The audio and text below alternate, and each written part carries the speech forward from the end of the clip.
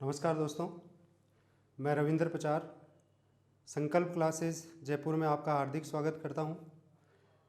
आज आपके सामने एक नया टॉपिक में लेके आपके सामने प्रस्तुत हुआ हूं और जिसका टॉपिक का नाम है संख्या पद्धति।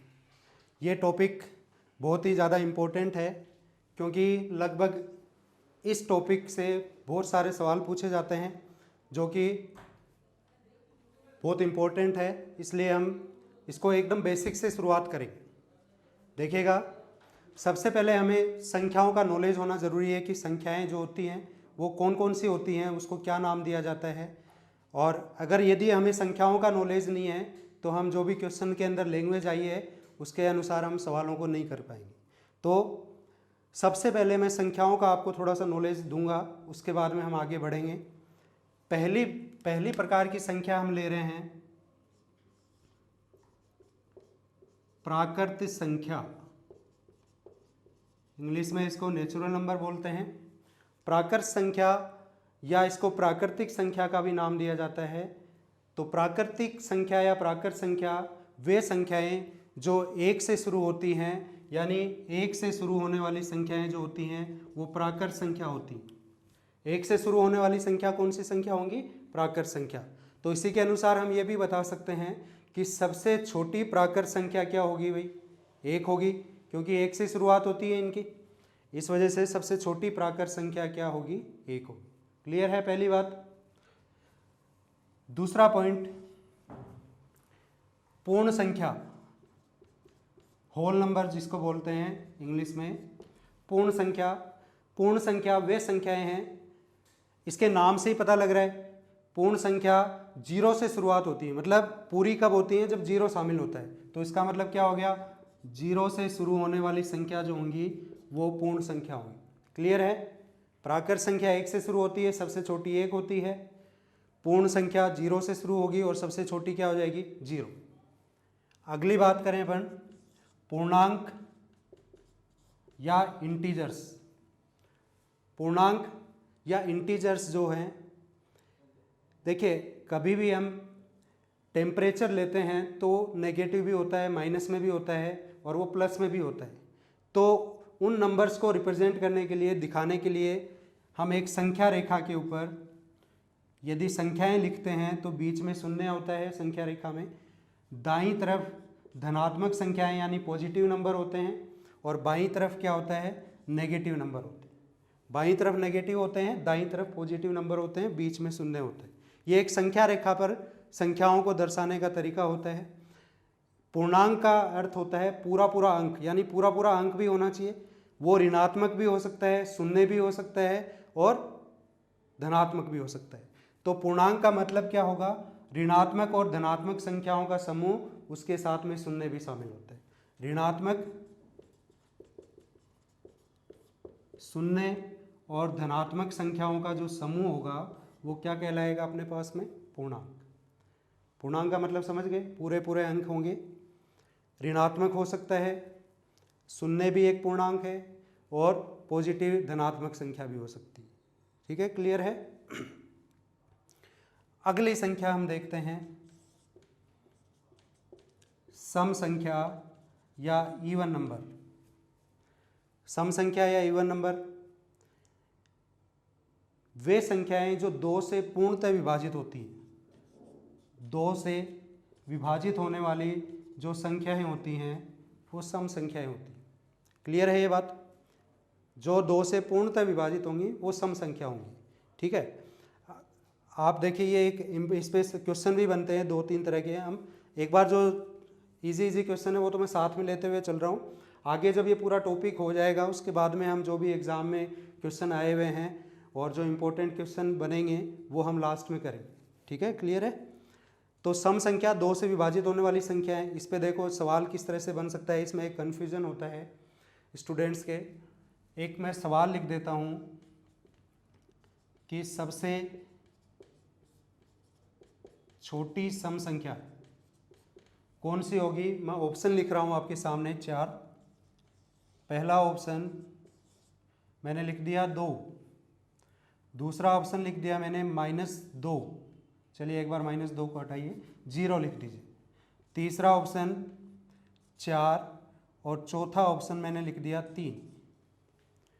अब देखो एकदम सिंपल सा सवाल दिख रहा है अपने को, लेकिन अगर आपको सबसे छोटी सम संख्या पूछी है और इनमें से अगर करें तो स्टूडेंट्स जो है वो क्या मिस्टेक करते हैं, पहली संख्या को इसका आंसर करते हैं, 2 को सबसे छोटी सम संख्या लिख देते हैं यहाँ पे, जबकि ये रॉन्ग आंसर है।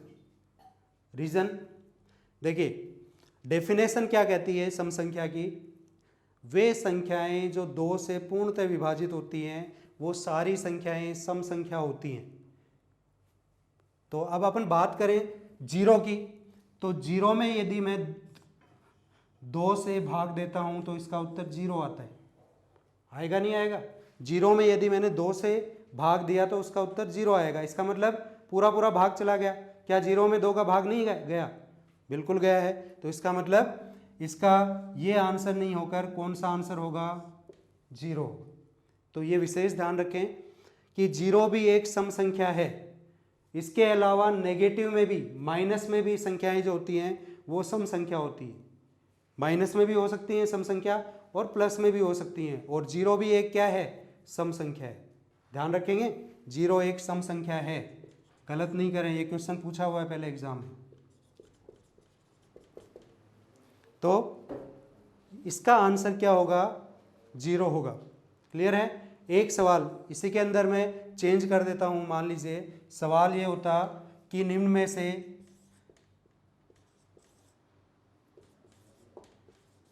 कौन सा सबसे छोटी सम संख्या है, और मैं ऑप्शन चेंज कर दूं। मान लीजिए देखिए मैंने कर दिया 2, -2, 0 और 4। सवाल वही है, सबसे छोटी सम संख्या देखनी है अपने को। तो यहाँ देखिए पहले सवाल में 0 आया था। 0 न तो पॉजिटिव होता है, न तो धनात्मक होता है, ना ही नेगेटिव यानी ऋणात्मक होता है। ना धनात्मक ना ऋणात्मक। मैंने अभी आपको बताया कि ऋणात्मक संख्याएं भी सम संख्याएं होती हैं।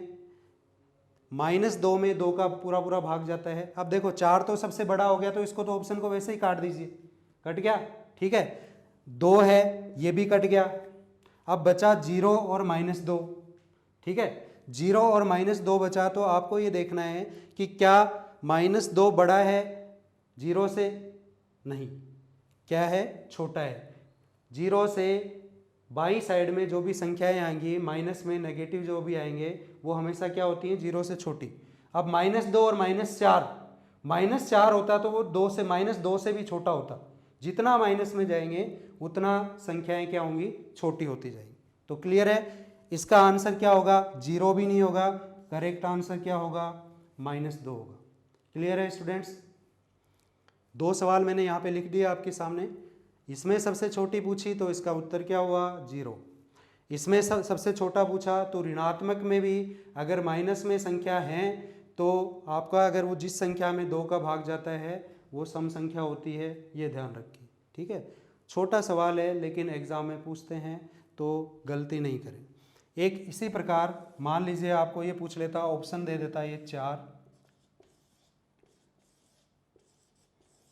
और इसमें थोड़ा सा सवाल को पूछ लेता कि सबसे छोटी धनात्मक सम संख्या क्या है? सबसे छोटी धनात्मक सम संख्या क्या है? तो इसका आंसर क्या होने वाला है वो देखेंगे। ऑप्शन पहले लिख देता हूं मैं, 2, 4, 0 और -2, वही ऑप्शन है। तो इसका उत्तर क्या होगा? देखो धनात्मक की बात कर रहा है तो यहाँ पे अपन देखें तो -2 माइनस में चला गया, ये तो ऑप्शन वैसे ही कट गया। बचे 0, 4 और 2। मैंने अभी बताया कि 0 उदासीन होता है, न तो धनात्मक होता है ना ऋणात्मक होता है, तो ये ऑप्शन भी कट गया, धनात्मक में नहीं आएगा। फिर बचा 2 और 4, तो इसका मतलब छोटी संख्या क्या हो गई अपने पास में? 2। क्लियर है? तो यानी सम संख्या जो होती हैं 2 से विभाजित होने वाली होती हैं। 0 भी एक सम संख्या है। क्वेश्चन आपको ऐसे पूछ सकता है, 3 तरीके से मैंने आपको बता दिया। धनात्मक में सबसे छोटी पूछे तो ऋणात्मक नहीं लेनी है, ना ही 0 लेना है। यदि आपको सबसे छोटी संख्या पूछी है और उसमें धनात्मक नहीं लिखा है तो इसमें आपको ऋणात्मक संख्याओं को भी शामिल करना है। और सबसे छोटी पूछी है, शून्य दिया है और उसके बाद में पॉजिटिव संख्या यानी धनात्मक संख्या दे रखी है, तो 0 सबसे छोटी सम संख्या होगी। क्लियर है इतना? एक बार फिर थोड़ा सा रिपीट कर रहा हूँ मैं, देखिएगा। प्राकृत संख्या 1 से शुरू होती है, पूर्ण संख्या 0 से शुरू होती है, पूर्णांक ऋणात्मक और धनात्मक संख्याओं का समूह होता है, सम संख्याएं 2 से विभाजित होने वाली संख्या होती हैं, 0 भी एक सम संख्या है कारण 2 से पूर्णतः विभाजित होती है। फिर मैंने आपको ये 3 एग्जाम्पल बताए। संख्याएं ऋणात्मक जो होती हैं वो भी सम संख्याएं हो सकती हैं। ठीक है, तो ये क्लियर है इतना। अब नेक्स्ट पे चलते हैं अपन, इससे आगे की संख्या अपन पढ़ते हैं। हमारा हो गया सम संख्या तक। अगली संख्या जो हम पढ़ेंगे, सम संख्या के बाद में विषम संख्या देखेंगे। विषम संख्याएं जैसे सम संख्या होती हैं वो 2 से पूर्णतः विभाजित होती हैं, जबकि विषम संख्याएं 2 से पूर्णतः विभाजित नहीं होती। तो अगली संख्या कौन सी होगी अपनी? विषम संख्या। इंग्लिश में ओड नंबर्स कहेंगे इसको। विषम संख्याएं जो होती हैं वो 2 से पूर्णतः विभाजित नहीं होती।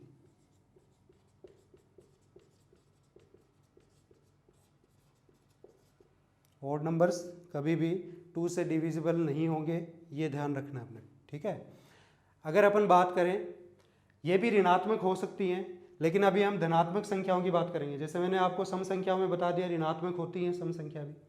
0 सम संख्या में काउंट होगी तो वो विषम संख्या में काउंट नहीं होगी। धनात्मक संख्याओं की बात करें तो धनात्मक में सबसे छोटी क्या होती है? 1 होती है। फिर अगली विषम संख्या 3, 5, 7, 9, 11, यानी ये 2-2 के अंतराल में चलेगी। सम संख्याओं में और विषम संख्याओं में, लगातार संख्याओं में 2-2 का अंतर होता है। ठीक है, सबसे छोटी धनात्मक विषम संख्या क्या होगी? 1 होगी। ठीक है, क्लियर है? विषम संख्या हो गई। फिर अगली संख्या देखते हैं अपन। देखिए, बहुत ही इंपॉर्टेंट संख्या हम पढ़ने वाले हैं और इस पर कुछ क्वेश्चन जो इंपॉर्टेंट बनते हैं वो भी मैं आपको बताऊंगा। अगली संख्या मैं ले रहा हूं अभाज्य संख्या। कौन सी संख्या है भाई? अभाज्य संख्या। इसको हम प्राइम नंबर भी कहते हैं। क्या कहेंगे? Prime number. इसका नाम मैंने इसलिए लिख दिया कि ये बहुत बार ऐसे लिखा हुआ प्राइम नंबर भी आ जाता है। अभाज्य संख्या प्राइम नंबर जो होगा, इसके नाम से ही पता लग रहा है। देखो बहुत इंपॉर्टेंट चीज बनने वाली है। अभाज्य संख्या, या इसको हिंदी में दूसरा नाम भी कहा जाता है रूढ़ संख्या। अभाज्य संख्या या रूढ़ संख्या जो होती हैं, वे संख्याएं जो केवल अपने आप से और 1 से विभाजित होती हैं। क्या है देखना, ध्यान से सुनिएगा। जो 1 से तथा स्वयं से विभाजित होती हैं वे संख्याएं अभाज्य संख्या होती हैं। दूसरा नाम रूढ़ संख्या भी होता है इसका। क्लियर है ये चीज? 1 तथा स्वयं से विभाजित होने वाली जो संख्या होंगी वो कौन सी संख्या कहलाएंगी भाई? अभाज्य संख्या कहलाएंगी। क्लियर है? अब इसको दूसरी तरह से हम डेफिनेशन देखें कि वह संख्याएं जिसके केवल 2 गुणनखंड हों, वह संख्या जिसके केवल 2 गुणनखंड हों वो अभाज्य संख्या होती है। और इस पे सवाल इसलिए बनते हैं, वो भी आपको बताऊंगा क्यों बनते हैं। केवल 2 गुणनखंड होते हैं और वो 2 होने भी जरूरी हैं। अगर 2 नहीं होंगे तो वो अभाज्य संख्या नहीं मानी जाएगी। 2 होने भी आवश्यक हैं।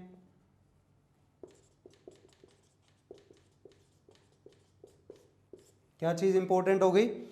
इसके केवल 2 गुणनखंड होते हैं और वो दोनों होने भी जरूरी हैं। अगर नहीं होंगे तो वो अभाज्य संख्या नहीं होगी। इसका कारण अभी आगे मैं बताऊंगा। और क्या बात हो गई? अभाज्य संख्या 1 तथा स्वयं से विभाजित होने वाले केवल 2 गुणनखंड होते हैं। एग्जाम्पल मैं ले लेता हूं, मान लीजिए 7 है। एग्जाम्पल 7 है। इसके गुणनखंड 1 और 7 होंगे। क्या इस 7 को 1 और 7 के अलावा किसी से विभाजित कर सकते हैं? नहीं, इसके गुणनखंड 2 ही होंगे, 1 और 7। इसके अलावा किसी से विभाजित हो सकता है क्या? नहीं हो सकता। तो ये अभाज्य संख्या है, ये एक अभाज्य संख्या है। इसके केवल 2 गुणनखंड हैं और वो कौन से हैं? 1 और 7, इसलिए यह अभाज्य संख्या है। अब अपन देखो कंटिन्यूस लिखते हैं। मैं अभाज्य संख्याओं को लिखना प्रारंभ करता हूं। पहली 10 लिख रहा हूं भाई। कौन सी लिख रहा हूं? पहली 10 अभाज्य संख्या लिख रहा हूं। पहली 10 अभाज्य संख्या लिखना स्टार्ट करूं। देखो पॉजिटिव में लिखेंगे सारे। पहली 10 पॉजिटिव धनात्मक अभाज्य संख्या। सबसे पहले अगर मैं 1 लिखता हूं तो क्या सही होगा? नहीं होगा। मैंने यहाँ पे देखो इसीलिए ये चीज़ लिखा, केवल 2 गुणनखंड होते हैं और वो भी आवश्यक होते हैं, जरूरी होते हैं। 2 जरूरी होते हैं, यानी 1 का केवल 1 ही गुणनखंड होता है। 1 ही होता है ना, तो इसलिए ये अभाज्य संख्या नहीं होगी, यानी 1 अभाज्य संख्या नहीं है, ये ध्यान रखें। फिर अगली बात आती है 2 की। इस पे सवाल इसीलिए पूछे जाते हैं। देखो कोई जल्दबाजी में सबसे छोटी अभाज्य संख्या 1 ले लेता है, जो कि गलत है। फिर 2 की बात आती है तो 2 जो है उसके अंदर गलती कर देते हैं, वो ये सोच के गलती कर देते हैं कि ये अभाज्य संख्या नहीं होगी क्योंकि ये सम संख्या है। होता है, ये अभाज्य संख्या नहीं होगी, ये सम संख्या है, ऐसा सोच के छोड़ देते हैं। जबकि सबसे छोटी धनात्मक सम संख्या और अभाज्य संख्या कौन सी होती है? 2 ही होती है। इसके लिए क्या इंपॉर्टेंट बात बन गई कि ये इसके गुणनखंड 1 और 2 ही है। 1 और 2 हैं, 2 गुणनखंड हो गए। इसके अलावा किसी से विभाजित होगी क्या? नहीं होगी।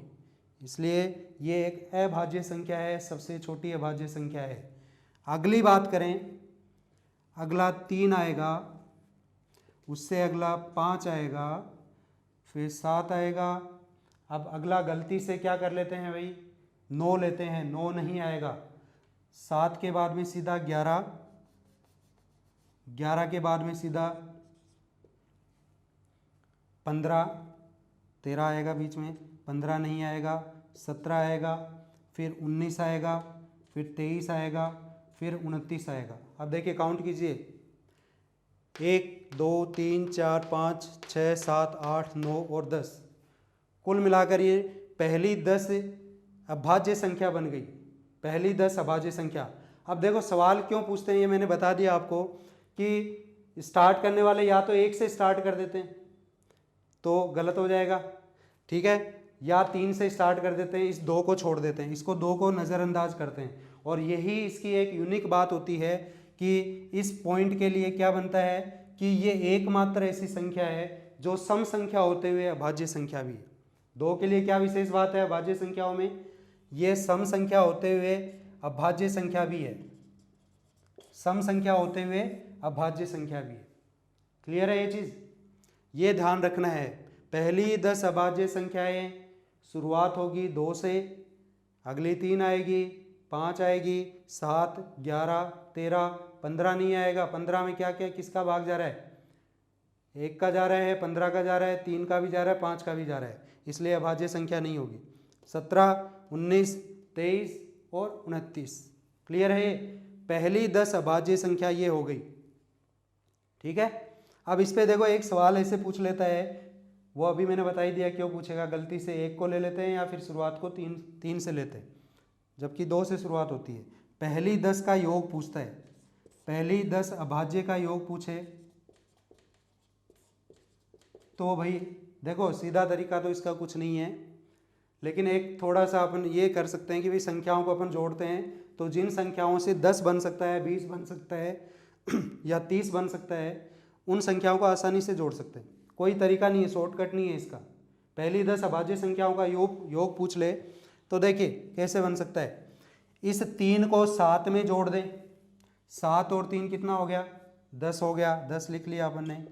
10 वाली संख्या आसानी से जुड़ती है, लास्ट में शून्य होता है वो 0। अब देखिए मैंने 11 में 19 जोड़ दिया, टिक लगा रहा हूँ मैं जो जो संख्या हो रही। 11 और 19 कितना हो गया भाई? 30 हो गया। क्लियर है? अब देखो 23 में मैंने 17 को जोड़ दिया, 23 में मैंने किसको जोड़ दिया? 17 को जोड़ दिया, 23 और 17 कितने हो गए भी? 40 हो गया। अब इसमें देखिए क्या बचा हुआ अपने पास में, 2 5 7, 7 और 13 देखो आसानी से जुड़ गया, और ये भी क्या हो गया, 7 और 13 20 हो गया। केवल अपने पास में क्या संख्या बची है, 29, और 29 यहाँ पे लिख देंगे। इन सभी संख्याओं को यदि जोड़ेंगे तो 129 आएगा। देखिए मैंने अभी बताया कोई शॉर्टकट नहीं है, आपको जोड़ के देखना पड़ेगा। और अभाज्य संख्या वैसे ज्ञात करने का कोई तरीका नहीं है, और कुछ शॉर्ट ट्रिक्स जो होंगी वो मैं आपको बता दूंगा अभी लास्ट में। तो पहली 10 अभाज्य संख्याओं को यदि योग पूछे अपने को, तो जो योग आएगा वो कितना आएगा, 129। याद भी रख सकते हो क्योंकि ये सवाल बहुत बार रिपीट हुआ है कि पहली 10 अभाज्य संख्याओं का योग बताइए। छोटे एग्जाम में पूछ लेता है, बड़े एग्जाम में भी पूछ सकता है, कोई बड़ी बात नहीं है। अब देखो यहाँ पे 129 योग आ गया, इसी पे एक सवाल और पूछ सकता है कि बताइए भाई कि पहली 10 अभाज्य संख्याओं का औसत क्या होगा। तो औसत का मतलब सभी को पता है भाई, औसत क्या होता है, एवरेज। जितनी संख्या उन सभी को बराबर बांटना होता है। तो पहली 10 हैं, योग आ गया कितना, 129। 10 संख्याओं में बांट देंगे, 10 संख्याओं में बांटने पर औसत कितना आ जाएगा, 12.9। तो यानी अभाज्य संख्याओं पे ये दोनों ही सवाल बनते हैं। पहली 10 का योग पूछ ले आपको 129, उनका औसत पूछ ले तो 12.9। क्लियर है। और भी अपन आगे देखिए इसमें सवाल करते हैं। तो ये तो हो गया देखिए पहली 10 अभाज्य संख्या। अब एक चीज़ मैं आपको बता रहा हूं जो आप ध्यान रखेंगे।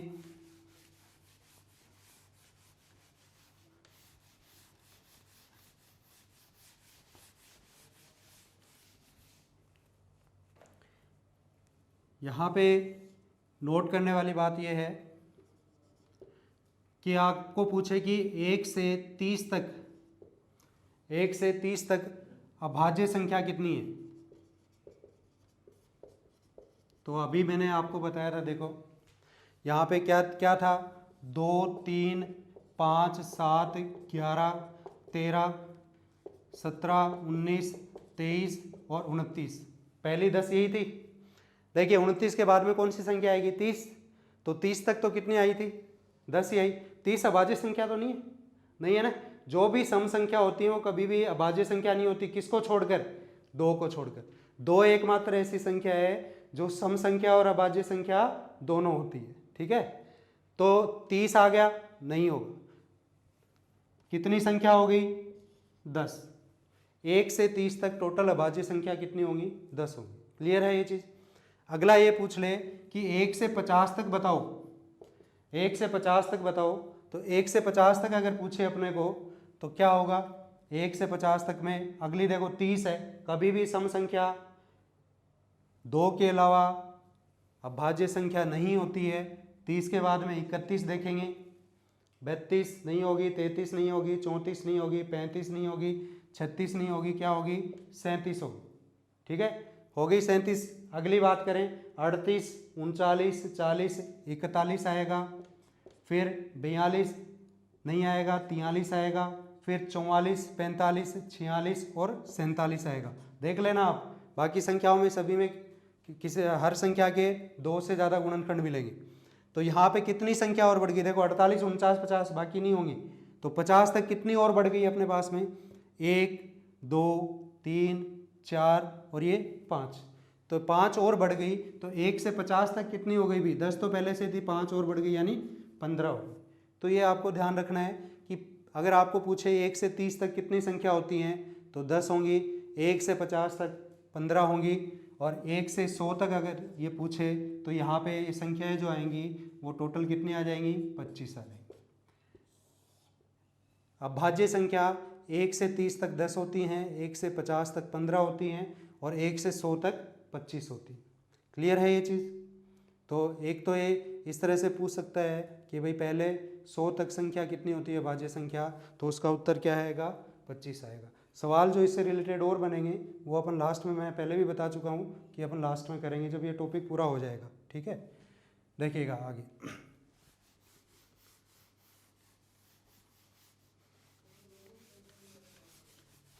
अब देखिए कि आपको अभाज्य संख्या की जांच करनी है कि अभाज्य संख्या है या नहीं है, तो इस पर भी सवाल बनते हैं। उसमें कुछ ट्रिक अपने को ध्यान में रखनी है। वो क्या है, उससे पहले देखिए मैं यहाँ पे वर्गों का यूज़ होगा वो यहाँ लिख रहा हूँ। वर्ग सभी को याद होंगे, कहाँ तक याद करने हैं, जितने ज़्यादा हो सकते उतने याद रखें। कम से कम भी 25 तक तो याद रखें भाई। छोटे मोटे एग्ज़ाम अपन देते हैं तो 25 तक वर्ग याद रखें। कॉम्पिटिटिव एग्ज़ाम्स के अंदर अगर तैयारी कर रहे हैं तो 25 तक रखना है।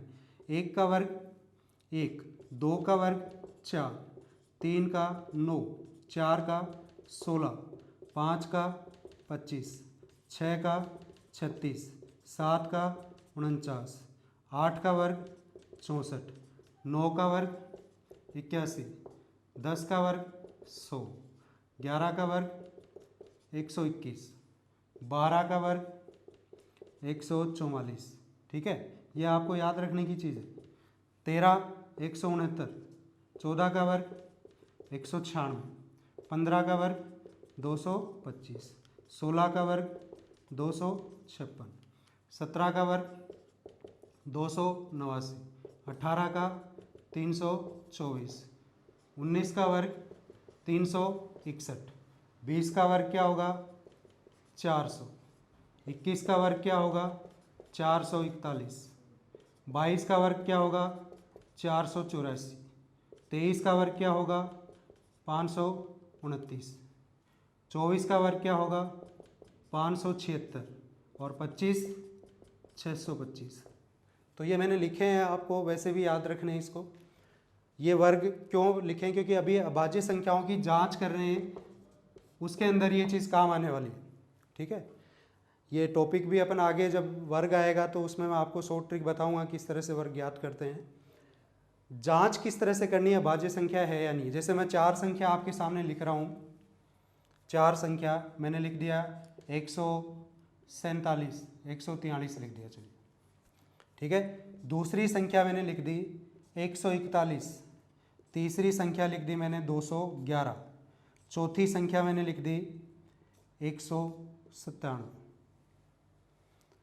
हमें जांच करनी है, जैसे ऑप्शन ही दे दिया आपको, 4 ऑप्शन दे दिए कि निम्न में से कौन सी संख्या अभाज्य संख्या या कौन कौन सी है, हो सकता है एक से ज़्यादा हो जाए, ठीक है, या कौन सी अभाज्य संख्या नहीं है।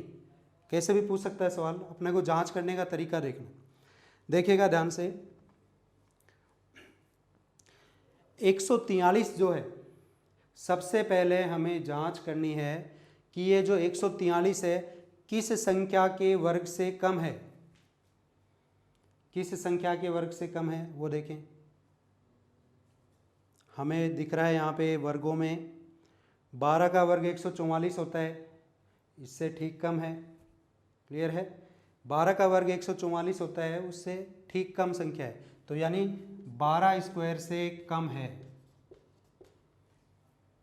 किससे कम है, 12 के वर्ग से। ध्यान से देखिएगा, ये वर्ग तो आपने को याद रखना ही है, केवल क्या देखना है कि जो संख्या आपको दी हुई है उसकी जांच करनी है कि वो अभाज्य संख्या है या नहीं है।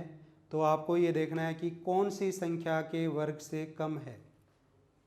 12 का वर्ग 144, 144 से कम 143 होता है। इस 12 से कम जो भी पहले जो भी अभाज्य संख्या है वो लिखनी है हमें। 2, 3, 5, 7, 11 तक ही आएगी, 12 से कम वाली लिखनी है। 12 से कम की जो भी पहले अभाज्य संख्या है वो सारी हमने लिखनी, 2, 3, 5, 7 और 11, ठीक है।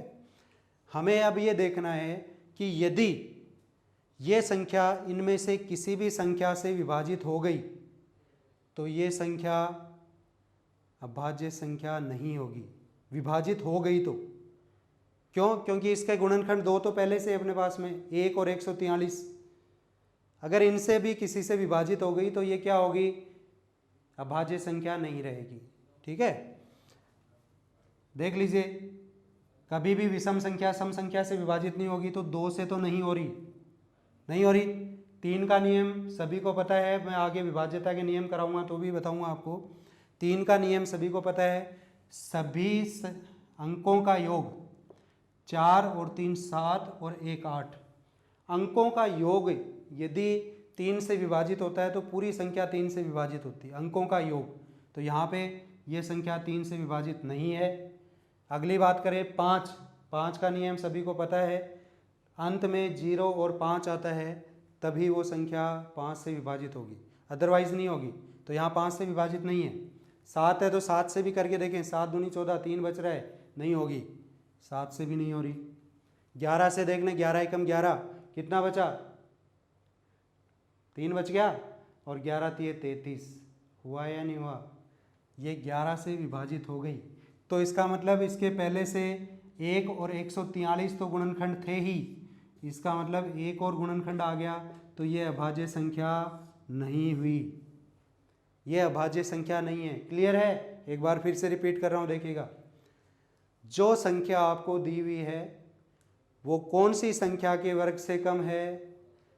143 दिया हुआ है, 12 का वर्ग 144 होता है, उससे ठीक कम है। ठीक कम देखना है, ऐसे तो 11 से आप देखेंगे तो और से 169 से भी, इससे भी कम है, सभी से, बाकी सबसे कम है। ठीक कम वाली देखनी है अपने को, ठीक है। 12 के वर्ग से ठीक कम है। 12 से पहले की जितनी भी अभाज्य संख्या आती हैं वो लिखेंगे, 2, 3, 5, 7 और 11। आपको जांच करनी है कि क्या ये इनमें से किसी से विभाजित है। देख लीजिए, 2 से नहीं है, 3 से नहीं है, 5 से नहीं है, 7 से नहीं है, लेकिन ये लास्ट में आके किससे विभाजित हो गई? 11 से हो गई। तो ये अभाज्य संख्या नहीं है। अगली जांच करते हैं। देखो 4 एग्जाम्पल हैं, एकदम क्लियर हो जाएगा लास्ट तक चलते चलते। अगला 141 की बात करें अपन, वही बात आती है। 141 किसके वर्ग से ठीक कम है? वही 12 के वर्ग से। तो 12 से पहले क्या क्या अभाज्य संख्या है? 2, 3, 5, 7 और 11। वो उसी से चेक करना है सभी को, देख लो। 2 से तो नहीं होगा, लेकिन ये 3 से हो गई सीधी। 3 का नियम क्या कहता है? सभी अंकों का योग 3 से विभाजित होना चाहिए। तो 4, 1 5 और 1 6, 6 हो गया, तो इसका मतलब 3 से विभाजित है, योग 6 हो गया। तो चलिए इसको यहीं छोड़ देते हैं, आगे अपने को चेक करने की जरूरत नहीं है। ये क्या है? ये भी अभाज्य संख्या नहीं है। क्लियर है? ये भी अभाज्य संख्या नहीं होगी। इतना समझ में आ गया? अगला देख लेते हैं। अगला एग्जाम्पल अपने पास में है 211। अगला एग्जाम्पल 211 है। 211 यहाँ पे कौन सी संख्या है? देखिए 225 से ठीक कम है। 196 से ज़्यादा हो गया, जबकि 225 से कम है। इसका मतलब 15 स्क्वायर से, 15 के वर्ग से कम है, ठीक कम।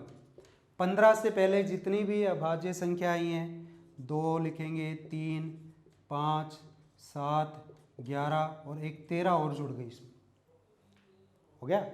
अब देखें, इसमें 2 का तो भाग नहीं जाता, सीधा सा है। 3 से भी नहीं जाएगा भाई। 5 लास्ट में 0, 5 नहीं है। 7 से 7 से 21, 1 बचता है, नहीं जाएगा। 11 एकम 11, कितना बच गया अपने पास? 10, 11 से भी नहीं जाएगा भाई, ठीक है। एक 13 बचता है, तो 13 दूनी 26, 13 एकम 13, कितने बचे भाई बताइए? 13 एकम 13, 21 में से कितने बच गए? 8 बचे, 81, नहीं होगा, 13 से भी नहीं हो रहा। तो इसका मतलब ये क्या है भाई? अभाज्य संख्या है। क्लियर हुआ?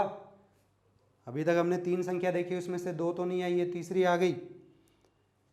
15 के स्क्वायर से ठीक कम है। 2, 3, 5, 7, 11, 13। 15 से पहले की जितनी भी अभाज्य संख्या वो लिख ली हमने।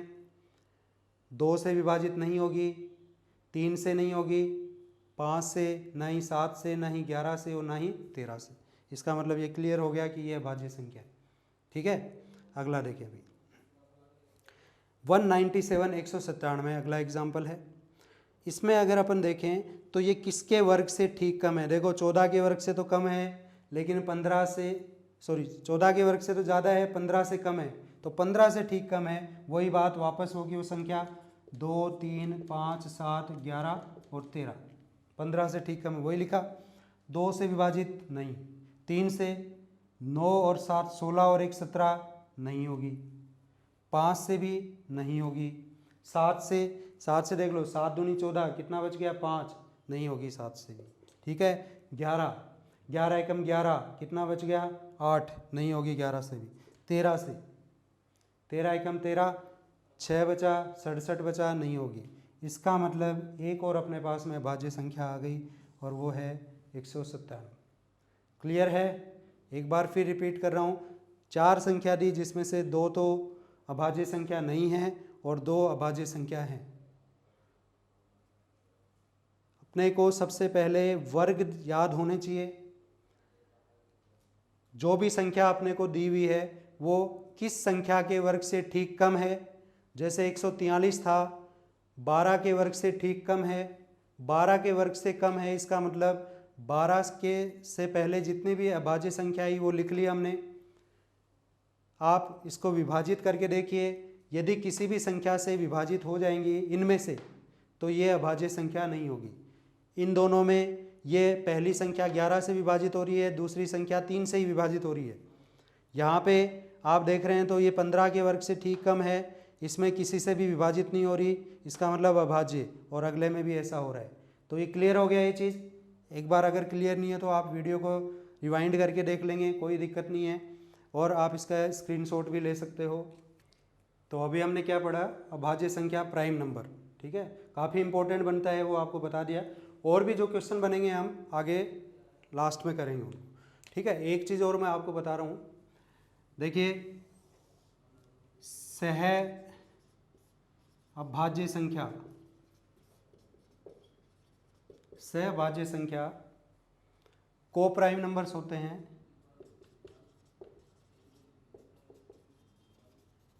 क्या होते हैं वो देखेंगे। सहभाज्य संख्या वो संख्या होती हैं जिनमें उनका जो मैसेपे है, महत्तम समावर्तक जो होगा वो 1 होता है। यानी सीधा सा एग्जाम्पल देखो, इतना ज़्यादा नहीं अपन सोचें। जैसे मान लीजिए 3 है और संख्या 4 है, संख्या मैंने एग्जाम्पल ले लिया 3 और 4, ये 3/4 के रूप में अगर मैं लिखूं तो क्या ये दोनों आपस में काटी जा सकती हैं? नहीं, किसी भी संख्या से नहीं कट रही। तो ऐसी संख्या जिनका कॉमन गुणनखंड, कॉमन जो उभयनिष्ठ गुणनखंड है वो 1 होता है, वो संख्याएं क्या कहलाती हैं? सहभाज्य संख्या। जो यानी आपस में काटी नहीं जा सकती, सीधा सा ऐसे ध्यान रखिए, जो संख्या आपस में कट नहीं सकती किसी समान संख्या से, वो सहभाज्य संख्या होती है। ठीक है, ये क्लियर है। एक एग्जाम्पल ले रहा हूँ, जैसे 4 और 6, 4 और 6 एग्जाम्पल लिया, क्या सहभाज्य संख्या है? आपको सीधा दिख रहा है, देखो 4 और 6, इनको 2 से काटा जा सकता है, तो ये 2/3 बनी, यानी इनको 2 से काटा जा सकता है, तो ये सहभाज्य संख्या नहीं होगी। क्लियर है भाई, जिन संख्याओं को आपस में काटा नहीं जा सकता किसी समान संख्या से, वो सहभाज्य संख्या होती हैं। ये इसलिए बता रहा हूँ, ये बहुत इंपॉर्टेंट चीज़ है, आगे हम जब सवाल करेंगे तो उसके अंदर ये चीज़ काम आएगी। तो सहभाज्य संख्या ध्यान रखें, वे संख्याएं जो आपस में काटी नहीं जा सकती, जिनका मैसेपे 1 होता है, वो क्या कहलाती हैं? सहभाज्य। जैसे मान लीजिए 3 का जोड़ा ले लेता हूँ, 3, 4 और 5, क्या ये समान संख्या से कटती हैं? नहीं कट रही, कोई 2 भी नहीं कटनी चाहिए भाई, ये चीज़ ध्यान रखें। तो ये सहभाज्य संख्या है, तो 3, 4, 5 सहभाज्य संख्याओं का एक जोड़ा होगा। क्लियर है ये चीज़? अब इसके आगे अपन पढ़ेंगे, ये सहभाज्य संख्या ध्यान रखेंगे, इसके आगे हम पढ़ेंगे परिमेय संख्या।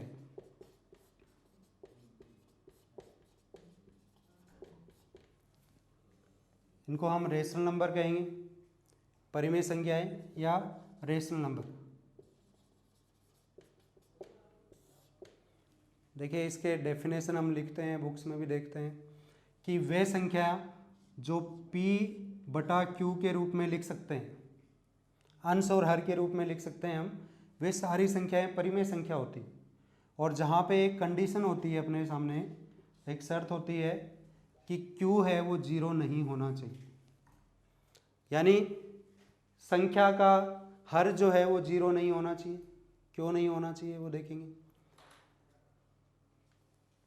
किसी भी संख्या के नीचे अगर 0 लग जाता है, जैसे मैंने 2 लिख दिया, उसके नीचे 0 लगा दिया, तो इस संख्या का मान कभी भी नहीं आ सकता है। इसको अपन अनंत, नॉट डिफाइंड बोलते हैं। अनंत, अनंत कुछ नहीं होता, पता ही नहीं है हमें। 2/0 का मतलब कुछ नहीं होता है, इसलिए ये परिमेय संख्या नहीं मानी जाती है। ठीक है, ये ध्यान रखें। तो क्यों नहीं 0 होता? क्योंकि ये अनंत आता है इसका मान। 2 में यदि मैं 0 से भाग देता हूँ कभी भी, तो क्या मैं किसी संख्या को 0 से गुणा करके 2 ला सकता हूँ? नहीं ला सकता। इसलिए ये क्या होगा भाई, ये कभी भी 2 नहीं लाया जा सकता, तो नॉट डिफाइंड होता है, ये ध्यान रखें, अपरिभाषित होता है। ठीक है, तो क्यों की कंडीशन हो गई, 0 क्यों नहीं होता वो बता दिया मैंने आपको। अगला अगर अपन देखें तो क्या मैं देखो संख्या लिख रहा हूँ 2, 5, 7, क्या ये परिमेय संख्या हो सकती है? हो सकती है या नहीं? बिल्कुल हो सकती है। कैसे? इसके बटे में मैं 1 लिख सकता हूँ, इसके बटे में भी 1 लिख सकता हूँ, इसके बटे में भी 1 लिख सकता हूँ। यानी किसी भी संख्या के नीचे 1 तो लिखा जा सकता है, 0 तो नहीं लिखा जा सकता, लेकिन 1 तो लिखा जा सकता है। तो ये क्या है? ये सभी संख्याएं क्या है? परिमेय संख्या है। इसका मतलब सारी जो प्राकृत संख्या होती हैं 1, 2, 3, 4, 5, सारी प्राकृत संख्याएं क्या होती हैं? परिमेय संख्या होती है। प्राकृत संख्या सारी की सारी क्या होंगी? परिमेय होंगी। ठीक है। दूसरा पूर्ण संख्या, पूर्ण संख्या में एक 0 आता है, 0 से शुरुआत होती है, तो पूर्ण संख्या में 0 आता है, तो क्या 0 एक परिमेय संख्या है? बिल्कुल है, ये ध्यान रखना है। क्यों? क्योंकि किसी भी संख्या के नीचे 1 तो लगाया जा सकता है, 0 भी एक परिमेय संख्या है, ये ध्यान रखें। इसका मतलब सारे की सारी पूर्ण संख्या क्या हो गई? सारी की सारी पूर्ण संख्या क्या हो गई? परिमेय संख्या हो गई। क्लियर है ये चीज? सारी की सारी पूर्ण संख्या परिमेय। अब आप ये देखिए, पूर्णांक की बात करें तो पूर्णांक ऋणात्मक, धनात्मक और 0। पूर्णांक में भी सभी में नीचे बटे में 1 लगा सकते हैं, तो सारी की सारी जो पूर्णांक है वो भी क्या होंगे भाई? परिमेय संख्या। ठीक है, क्लियर है? और भी हम इसके बारे में आगे पढ़ेंगे नेक्स्ट क्लास में, आज इतना ही करेंगे।